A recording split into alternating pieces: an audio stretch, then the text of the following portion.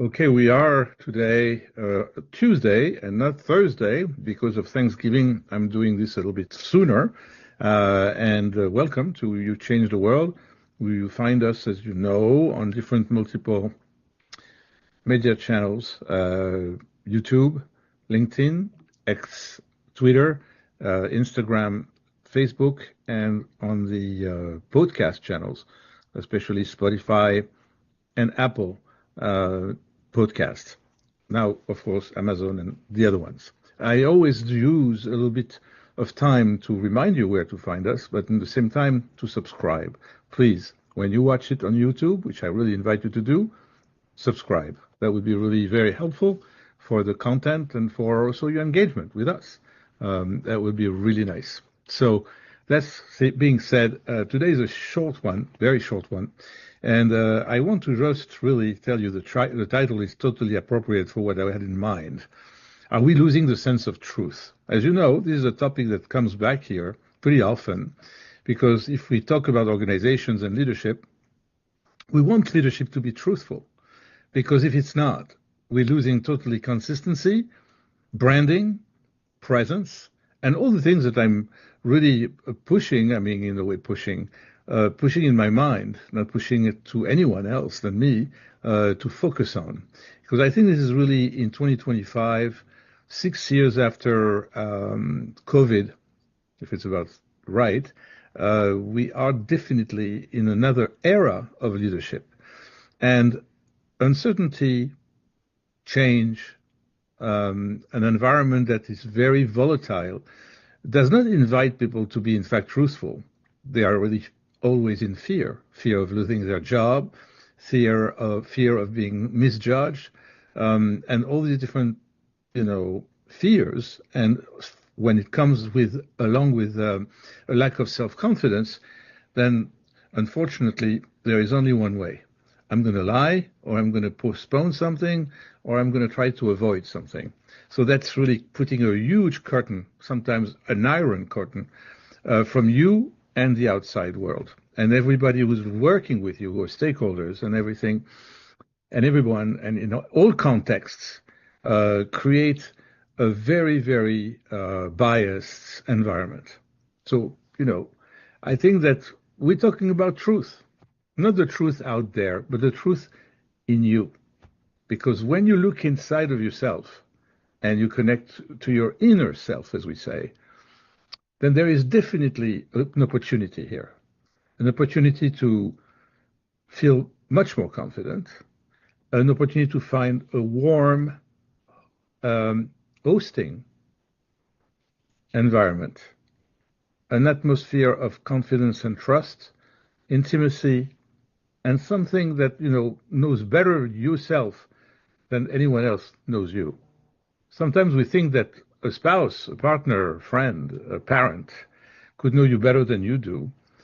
But, at the end of the day, when you really do the work of introspection, you'll find the answers and you'll find them to be very genuine and to really resonate with you. So, just a few minutes to say it feels harder to grasp truth today. Grasping truth today, if you look at the media, is definitely not where you're going to find it. Lately, when and I've been spending some time, watching YouTube, especially for news.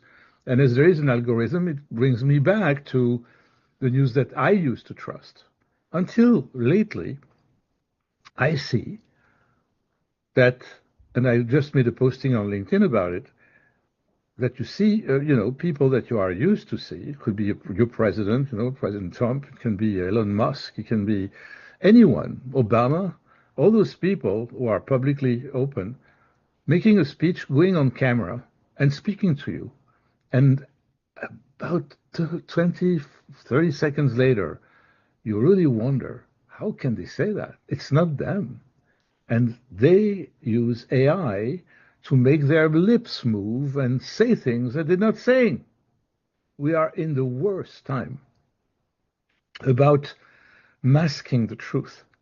They are using genuine personas and people with their voice, with their lips, with their face, with their gesture and body language to tell you things that they don't say. They're not saying. They are manipulated. It's an AI generated video. And you look at someone who seems to be speaking to you, like I'm speaking to you now, in front of my camera. And hopefully nobody's going to use me now and make me say things that I'm not saying, that I don't want to say. When we get to this level of, excuse me, of lies and bias, well, I think then there is no more reason to watch anything. Truth be told, I have switched off my YouTube for the news for a good while until maybe there is something that I can trust because I recognize a journalist or it's a channel that a news channel where usually you're going to see the journalists and the reports to be, in fact, the fruit of their work and not something that has been manipulated. But even that, there's no guarantee. So we have reached a point of huge disarray, and and the fake world out there becomes more and more real in front of your eyes. I mean, if I would put a map and like they do for the polls, when you have elections, and after the elections, the color red and the color blue, and you see that there's a majority color to tell you what was the trend and who won.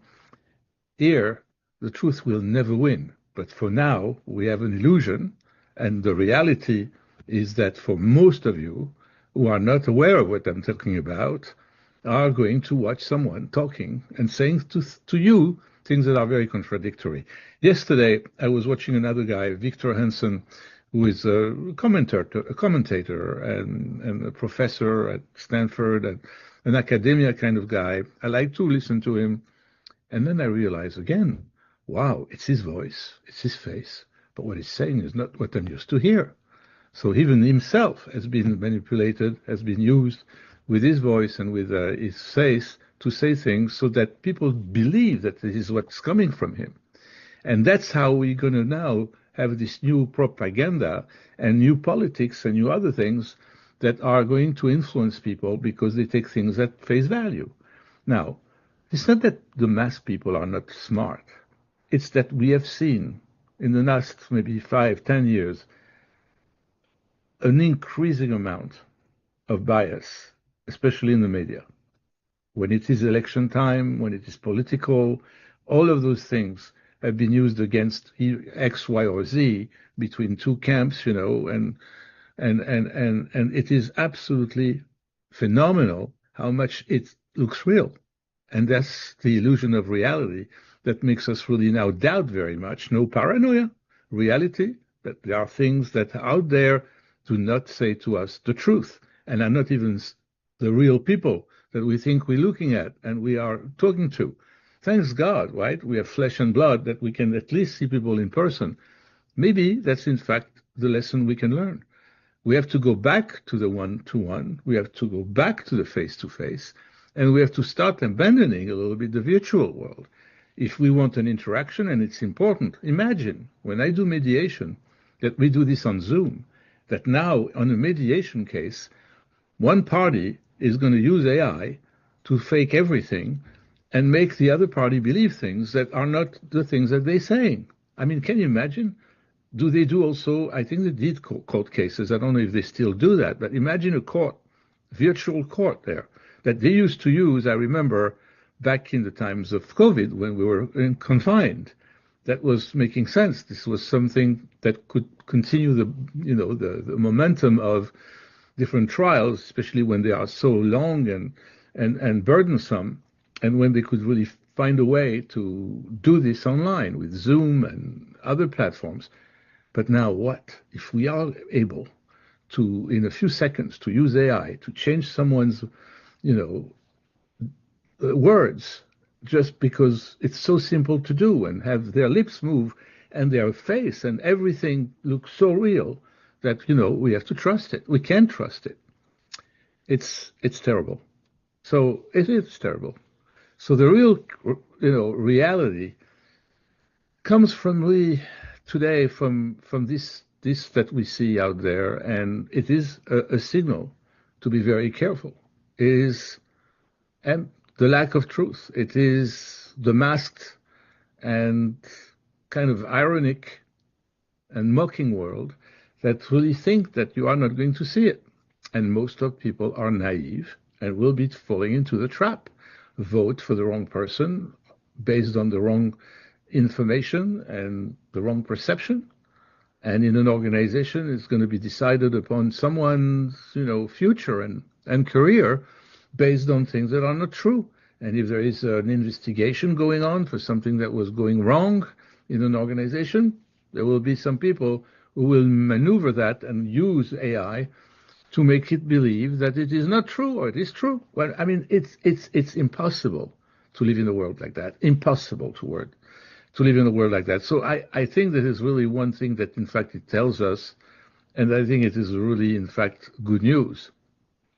If we live in a moment where truth feels pretty slippery, well, if AI videos look real, if news outlets contradict each other, if opinions get more attention than facts, and even if the people we trust speak in narratives shaped by pressure, fear, or incentives, then we have to ask ourselves, who can we believe? And this is really what I want you today to explore. And tell me, as a feedback, what you think.